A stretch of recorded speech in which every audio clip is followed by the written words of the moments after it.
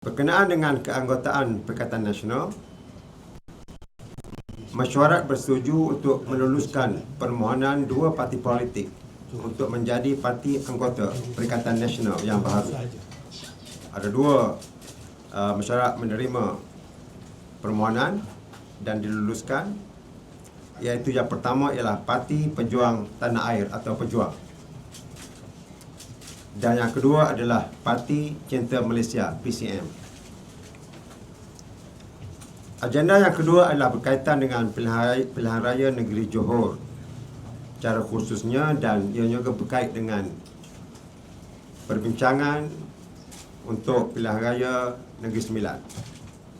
Mesyuarat bersetuju untuk memuktamadkan agihan kerusi melalui jawatankuasa rundingan kerusi dalam tempoh segera.